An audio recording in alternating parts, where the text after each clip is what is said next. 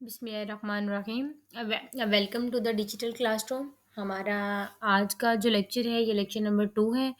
हमारा जो previous lecture था इंफॉर्मेशन एंड कम्युनिकेशन टेक्नोलॉजी का, उसमें हमने डिस्कस किया था कि आईसीटी किसको कहते हैं और आईसीटी के कंपोनेंट्स कौन कौन से हैं, और उसके अलावा हमने आईसीटी का हमारी जो डेली लाइफ है उसमें यूज़ जो है उसको डिस्कस किया था। हमारे आईसीटी का जो इंट्रोडक्शन था उसको हमने डिस्कस किया था। आइए आज से हम चलते हैं अपने सिलेबस की तरफ। इंफॉर्मेशन एंड कम्युनिकेशन टेक्नोलॉजी ये जो सब्जेक्ट है, ये जो बिगनर लेवल के स्टूडेंट्स हैं, बीएस फर्स्ट सेमेस्टर के, बीएस आईटी फर्स्ट सेमेस्टर के, बीएस डीएस फर्स्ट सेमेस्टर के, उन स्टूडेंट्स के लिए ये सब्जेक्ट है। ये पूरी कंप्लीट जो है वो प्लेलिस्ट हमने बनाई है। ये आपको बहुत ज़्यादा जो है वो ये गाइड करेगी आपके सेमेस्टर के हिसाब से और आपके सब्जेक्ट के हिसाब से। तो आइए चलते हैं हमारे आज के लेक्चर की तरफ। स्लाइड नंबर 1, इसमें है what is computer. First of all जब हम स्टार्ट कर रहे हैं एफएससी और आईसीएस के बाद, जो स्टूडेंट्स यूनिवर्सिटी लेवल में एंटर हो रहे हैं, मोस्टली जो स्टूडेंट्स हैं उनका जो बैकग्राउंड है वो मेडिकल से होगा, और बहुत सारे स्टूडेंट्स हैं उनका जो बैकग्राउंड है वो प्री इंजीनियरिंग से होगा, और कुछ स्टूडेंट्स ऐसे भी होंगे जो आईसीएस से बिलोंग करते होंगे। तो आईसीएस वाले तो कंप्यूटर की बेसिक से वाकिफ़ होंगे, बट जो प्री मेडिकल के हैं और जो प्री इंजीनियरिंग के हैं, वो हमारा आईसीटी का जो सब्जेक्ट है उसको हम वेरी बेसिक से स्टार्ट करते हैं। तो फर्स्ट ऑफ ऑल है व्हाट इज़ कंप्यूटर। कंप्यूटर क्या है? तो computer is a general purpose electronic machine that receive accepts process store and output data into meaningful information. Computer एक ऐसी इलेक्ट्रॉनिक मशीन है जो हमारे डाटे को रिसीव करती है, एक्सेप्ट करती है, उसको अपने पास स्टोर करती है, और उसके ऊपर प्रोसेसिंग अप्लाई करके उसको एक मीनिंगफुल इंफॉर्मेशन में कन्वर्ट करती है। सेकंड स्लाइड है हमारी कंप्यूटर की करेक्टरिस्टिक्स कौन कौन सी हैं। फर्स्ट ऑफ ऑल अगर हम बात करें स्पीड की, तो the computer process data at an extremely fast rate at millions और billions of instructions per second. अगर हम देखा जाए तो यही, अगर जो डाटा है उसको प्रोसेसिंग के लिए एक इंसान को दिया जाए, अ ह्यूमन बीइंग को, तो वो बहुत ज़्यादा टाइम लगा देगा। एक जो इंसान है वो कई डेज़ लगा देगा, कई महीने लगा देगा, कई साल लगा देगा। वही जो कंप्यूटर है वो 1 मिलियन डाटे को, बिलियंस ऑफ इंस्ट्रक्शंस को 1 सेकंड के अंदर प्रोसेस करके आपको रिज़ल्ट जो है वो आउटपुट दे देगा। तो कंप्यूटर की सबसे बड़ी जो ख़ुसूसियत है वो ये है कि इसकी जो स्पीड है वो बहुत ज़्यादा हाई होती है। The speed of a computer is calculated in megahertz, that is 1 million instructions पर सेकंड।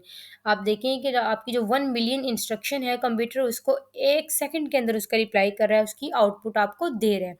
लाइक आपके पास 1 मिलियन लोगों का डाटा है, और उस डाटे के ऊपर आपने प्रोसेसिंग अप्लाई करनी है, उसमें से आपने सेपरेशन करनी है डाटे की, कि ये जो आईडी कार्ड्स, जो इनके आईडी कार्ड नंबर कौन से हैं, इनका फ़ोन नंबर कौन-सा है, उनकी पूरी जो डेटाबेस है वो आपने क्रिएट करनी है। तो उनके डाटे को मैनेज करना कंप्यूटर के 1 सेकंड का काम है। बट अगर किसी ह्यूमन बीइंग के हाथ में है तो बहुत ज़्यादा जो है वो दिन लग सकते हैं, महीने लग सकते हैं।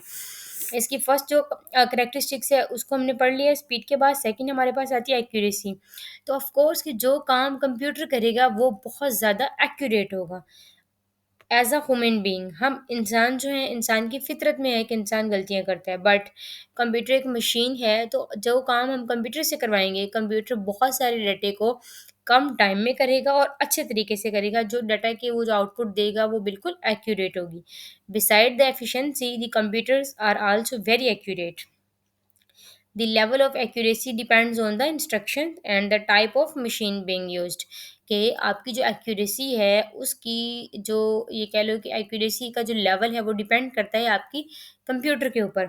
अगर आपका जो कंप्यूटर सिस्टम है वो अच्छा नहीं है, उसके अंदर एरर है, बहुत ज़्यादा वायरस फैला हुआ है, तो मे बी कि वो मिस्टेक करेगा और आपको अच्छे रिजल्ट्स नहीं देगा। तो इसलिए आपकी जो मशीन की एक्यूरेसी है इंस्ट्रक्शंस की, वो आपकी मशीन के ऊपर डिपेंड करती है, और आपकी अमाउंट ऑफ इंस्ट्रक्शंस के ऊपर भी डिपेंड करती है। उसके बाद है computer in other words does not make any mistake. अगर हम दूसरे अल्फाज में कहें तो हमारा जो जो कंप्यूटर है वो एक मशीन है, तो वो गलतियाँ नहीं करती। For example, a computer can accurately given the result of division of any two numbers up to 10 or more decimal places. कि जैसे अगर हम कंप्यूटर को 2 नंबर दे दें कि इन्हें आपस में डिवाइड करो, और इसका जो रिज़ल्ट है उसको 10 पे जो 10 है उसके साथ मल्टीप्लाई कर दो या कुछ भी, तो हम इस तरह के जो डिफ़िकल्ट क्वेश्चंस हैं अगर हम कंप्यूटर को देते हैं तो कंप्यूटर में 1 सेकंड के अंदर सॉल्व करके उसका एक्यूरेट रिज़ल्ट दे देगा। सेकंड पे हमारे पास आती है डिलिजेंस। डिलिजेंस क्या है कि computer being a machine does not suffer from the human traits. Of course कि जो इंसान है, जब हम इंसान ह्यूमन बीइंग काम करते हुए थक जाते हैं, बट हमारे जो रोबोटिक्स हैं, हमारी जो मशीन्स हैं, लाइक हमारे कंप्यूटर्स हैं, तो उनसे हम जितनी मर्ज़ी मिलियंस या ट्रिलियंस में जो डाटा है उसकी इंस्ट्रक्शंस को प्रोसेस करवा रहे हैं, बट वो टायर्ड नहीं होगी, वो टायर्डनेस फ़ील नहीं करेगी। एंड लैक ऑफ कंसंट्रेशन, उसकी जो कंसंट्रेशन है वो भी स्लो नहीं होगी। अगर किसी कोई ह्यूमन बीइंग है, वो दिन में 1 मिलियन जो डाटा है उसको वो प्रोसेस कर ही नहीं सकता, और अगर वो थोड़े से डाटा को प्रोसेस करता है तो नेक्स्ट जो डाटा प्रोसेस करेगा मे बी वो उसमें मिस्टेक करे, फुल कंसंट्रेशन के साथ ना करें। तो इसी तरह if 4 million calculations have to be performed, then the computer will perform the last 4 million calculation with the same accuracy। तो अगर कंप्यूटर जो है वो 4 मिलियन जो कैलकुलेशंस है उनको भी कर रहा है, तो वो एंड तक बिल्कुल सही हमें एक्यूरेट रिजल्ट देगा, वो टाइम नहीं होगा। उसके बाद रिलेबिलिटी है, तो reliability is the measurement of the performance of a computer which is measured against some predetermined standard for operation without any failure। Of course कि हमारा जो कंप्यूटर सिस्टम है वो हम उसको ज़्यादा रिलायबल समझते हैं, इसी लिहाज से कि उसकी एक्यूरेसी अच्छी है, तो इसीलिए हम उसको ज़्यादा उसके ऊपर यकीन करते हैं। उसके बाद इसकी स्टोरेज कैपेबिलिटी भी ज़्यादा अच्छी है कि आप लार्ज अमाउंट ऑफ डाटे को स्टोर कर सकते हैं, बजाय इसके कि आप उस डाटे को मैनुअल स्टोर करेंगे तो आपका जो एक्सपेंस भी ज़्यादा आएंगे, और वो जो डाटा है वो लंबे अरसे तक स्टोर भी आपके पास नहीं रहेगा। तो अगर आपने जो है वो 1 मिलियन या 1 बिलियन लोगों का डाटा सेव करना है, तो आपको बहुत ज़्यादा जो है वो पेजेस चाहिए अगर आपने मैनुअल करना है। बट अगर आप कंप्यूटर में कर रहे हैं तो आपको किसी भी पेजेस वगैरह की ज़रूरत नहीं होगी, आप जस्ट एक फ़ाइल के अंदर अपना सारा डाटा स्टोर कर सकते हैं। तो नेक्स्ट हम चलते हैं वर्सटैलिटी की तरफ। तो कंप्यूटर की जो सबसे बड़ी जो करैक्टरिस्टिक्स है वो ये है कि कंप्यूटर अपनी नेचर में वर्सटाइल है, एक टाइम पे बहुत सारे काम कर सकता है। It can perform multiple task simultaneously with equal ease. तो लाइक अगर हम देखते हैं तो आप देखें कि मैंने अपने ये इसके साथ कितनी सारी चीज़ें और भी ओपन की हुई हैं। ये देखिए एक साइड पे इसकी जो है वो स्लाइड्स ओपन है, ये दूसरी साइड पे इसका जो है वो गूगल क्रोम ओपन है। अगर हम तीसरी साइड पे देखें तो ये जो पीपीटी स्लाइड्स हैं वो ओपन है, और इस साइड पे हमारा कोई प्लेटफॉर्म ओपन है। तो इसी तरह से ही जो कंप्यूटर है अगर उसको देखा जाए तो ये अपनी नेचर में वर्सटैलिटी रखता है कि एक टाइम के अंदर ये मल्टीपल टास्क परफॉर्म कर सकते हैं। हम एक टाइप के अंदर मूवी देख रहे होते हैं, दूसरी टाइप के अंदर असाइनमेंट बना रहे होते हैं, तो because computer is a versatile in nature. उसके बाद हमारे पास कॉन्सेप्ट आ जाता है डाटा एंड इंफॉर्मेशन का। तो अगर हम डाटा की बात करें तो data is a collection of unprocessed items which can include text, numbers, images, audio and video. Data is raw facts and figures by itself. It does not provide anything meaningful। तो जो data है वो ये एक raw facts है, ये raw material होते हैं। लाइक आपके पास कोई भी इमेज आ गई, आपको उस इमेज की कोई इन्फॉर्मेशन नहीं पता कि ये इमेज जो है वो किसी यूनिवर्सिटी की है, ये इमेज किस इंसान की है, उसका नाम क्या है, आपको इस टाइप की कोई इन्फॉर्मेशन नहीं है, आपके पास जस्ट डाटा आ गया विदाउट इन्फॉर्मेशन, तो उसको हम कहते हैं डाटा। एक एक रॉ फैक्ट्स है, एक रॉ मटीरियल्स है। तो जब हम उसके ऊपर प्रोसेस अप्लाई करते हैं, उसी डाटे को प्रोसेस करके उसकी वो जो है इन्फॉर्मेशन निकालते हैं, जिसको हम कहते हैं इन्फॉर्मेशन, कि ये जो डाटा हमारा है ये प्रोसेस हो चुका है। लाइक हमारे पास एक यूनिवर्सिटी का डाटा है, तो वो खुला पूरा डाटा आ गया पूरी यूनिवर्सिटी का, हमें नहीं पता कि ये पिक्चर किस बच्चे की है, ये ईमेल आईडी किस बच्चे की है। तो जब हम उस डाटे को मैनेज करेंगे, हर स्टूडेंट का नाम होगा, आगे उसका फादर नेम होगा, आगे उसका सीएनआईसी होगा, आगे उसकी पिक लगी होगी, आगे उसका फ़ोन नंबर होगा, आगे उसकी ईमेल आईडी होगी। इस तरह से हमारा जो डाटा है वो पूरी एक वो डाटाबेस के अंदर लिखा होगा सब स्टूडेंट्स का, पूरी यूनिवर्सिटी के स्टूडेंट्स का। तो ऐसे डाटे को हम कहेंगे कि एक मीनिंगफुल इन्फॉर्मेशन है, कि इसकी हमें समझ आ रही है। ये एक रॉ फैक्ट्स मटेरियल नहीं है कि पिक्चर किसी की किसी और जो है वो किसी और के साथ उठा के लगी हुई है, फ़ोन नंबर किसी और जगह लगाया हुआ है, ये सारे फ़ोन नंबर इकट्ठे करके दे दिए, हमें कुछ नहीं पता किस स्टूडेंट का कौन-सा है। तो डाटा जो होता है वो रॉ फैक्ट्स होता है। डाटे की कोई वैल्यू नहीं होती, इन्फॉर्मेशन की वैल्यू होती है। उसके बाद हमारे पास आ जाता है information processing cycle. Computer processes input हमारा जो डाटा है वो इनपुट होता है और जो इन्फॉर्मेशन होती है वो आउटपुट होती है। Computer process input data into output. Most people refer to the series of input, process, output and storage activities as the information processing cycle. अब हमारे पास जो इंफॉर्मेशन प्रोसेसिंग साइकिल है, अगर हम इसको देखें तो इसके अंदर क्या होता है कि हमारे पास एक होती है input. This is the first stage. Last में हमारे पास एक डायग्राम है, हम उससे समझते हैं। ये आप लोग देखें कि आपके पास एक इनपुट आती है। अभी ये इनपुट क्या है, आपके पास है डाटा।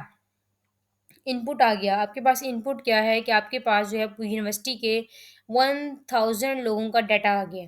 अभी ये क्या है, ये इनपुट है। ये आप कंप्यूटर को इंस्ट्रक्शन दे रहे हो। आप कंप्यूटर को इंस्ट्रक्शन दे रहे हो। अभी जो कंप्यूटर है वो उसके ऊपर प्रोसेस अप्लाई कर रहा है।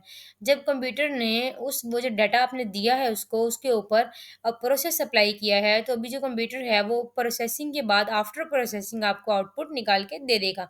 अभी जो आउटपुट है वो आपकी क्या है, वो आपकी इंफॉर्मेशन है। अभी एक जो आउटपुट निकली है उसमें ये है कि ये जो डाटा होगा, ये जो आपने 1000 डाटा दिया है कंप्यूटर को, उसको उसने अब प्रोसेस कर दिया है कि वो डाटा किस किस स्टूडेंट का है, कौन कौन से स्टूडेंट किस किस डिपार्टमेंट से बिलोंग करते हैं। वो डाटा जो है वो मैनेज होगा, मैनिपुलेट होगा, प्रोसेस्ड होगा, तो उस डाटा को हम कहेंगे इन्फॉर्मेशन। चलिए चलते हैं, अब हम इसकी जो स्टेजेस हैं उसको वन बाय वन पढ़ते हैं। तो फर्स्ट ऑफ ऑल आपका जो इन्फॉर्मेशन प्रोसेसिंग साइकिल है, इसके अंदर आप देखेंगे फर्स्ट पे सबसे पहले आपके पास है input. In the first stage in the cycle, this stage involves collection of data from the outside और also from within the system. कि सिस्टम के अंदर से, बाहर से, हर तरफ से आपने डाटा को इकट्ठा कर लिया। वो डाटा मैनेज नहीं है, पता नहीं है उस डाटा के अंदर क्या है, बस डाटा है। The commonly used input devices are keyboard, barcode readers, mouse, scan। जो चीज़ आपके कंप्यूटर को इंस्ट्रक्शंस गिवन कर रही है, कंप्यूटर को इंस्ट्रक्शन दे रही है, वो सारी की सारी चीज़ें आपकी आती हैं इनपुट डिवाइसेस में। तो आपकी जो इनपुट डिवाइस है, लाइक आपका माउस है, तो आप माउस के थ्रू कंप्यूटर को इनपुट दे रहे हो ना, कि जो हमारा जो कर्सर है उसको मूव करके यहाँ ले जाओ, इसको मूव करके वहाँ ले जाओ, आप इंस्ट्रक्शन दे रहे हो। तो ये आपकी इनपुट डिवाइस है। लाइक आप कीबोर्ड है, तो कीबोर्ड से आप टाइप करके कंप्यूटर को कमांड दे रहे हो कि हमारा ये काम करो। कंप्यूटर इज ऑल्सो एन वो sorry keyboard is also an input device. इसी तरह से ही अगर हम देखें, हमारा जो माउस है, स्कैनर है, ये सारे के सारे आपके इनपुट डिवाइसेज हैं। उसके बाद बात करते हैं प्रोसेसिंग की। प्रोसेसिंग क्या है? This is the stage whereby the computer works on the data. ये एक ऐसी स्टेज होती है जिसके अंदर कंप्यूटर जो है वो डाटा के ऊपर वर्क करता है, enter and mask it and makes it usable, कि वो आपके डाटे को यूजेबल बनाता है, एक मीनिंगफुल इंफॉर्मेशन में कन्वर्ट करके। नेक्स्ट स्टेप हमारे पास है output. This is the stage in which the processed information is now transmitted to the user. ये वो स्टेज है कि जिसमें आपकी जो इनपुट थी, आपका जो डाटा था, वो प्रोसेस्ड हो गया, एक आउटपुट में कन्वर्ट हो चुका है। आप उसको वापस यूजर को रिटर्न कर रहे हो। The output can be given in form of audio, video, text and. आपकी जो आउटपुट है वो किसी भी फॉर्म में हो सकती है।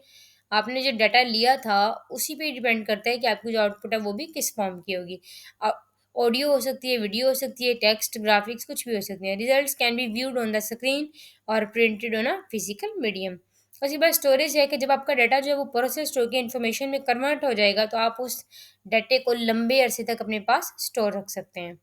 तो हमारी ये जो डायग्राम है इसको हमने भी समझा है कि ये जो इनपुट है, ये हम डाटा एज अ इनपुट लेते हैं, उसके ऊपर प्रोसेस अप्लाई करते हैं, तो वो एक मीनिंगफुल इन्फॉर्मेशन बन के एज अ आउटपुट यूज़र के पास चला जाता है।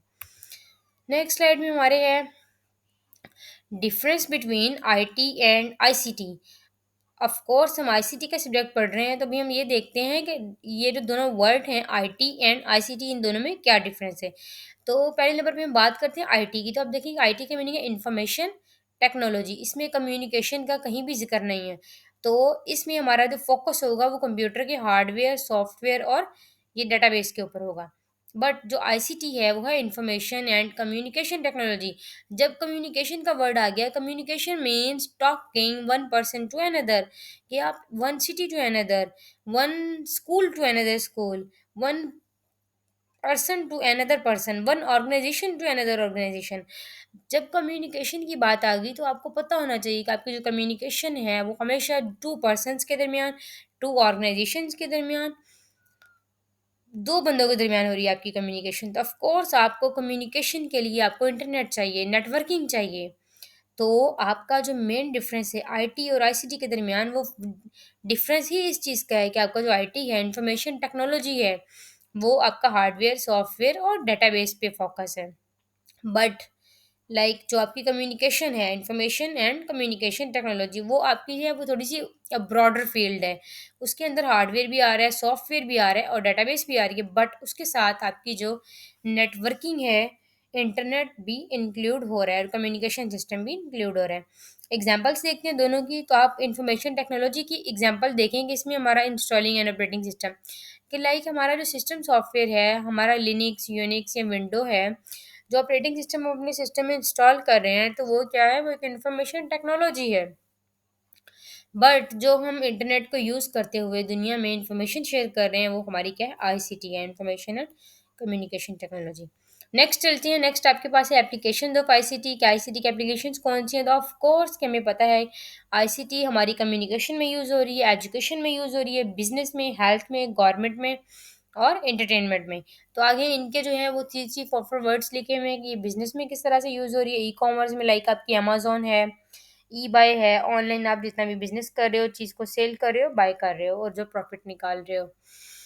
हेल्थ में आपके हॉस्पिटल्स में, कम्युनिकेशन जो आप ईमेल कर रहे हो, जीमेल के थ्रू, सोशल मीडिया आपका व्हाट्सएप, फेसबुक, वीडियो कॉल्स, आपकी जूम मीटिंग्स, इस तरह से आपकी चीज़ें गवर्नमेंट में और एंटरटेनमेंट में। उसके बाद आप लोग देखेंगे आज एजुकेशन में आईसीटी किस तरह से यूज़ हो रही है। तो उसने बताया हुआ है कि ऑनलाइन क्लासेस जो हम जूम पे लेते हैं, गूगल क्लासरूम पे लेते हैं।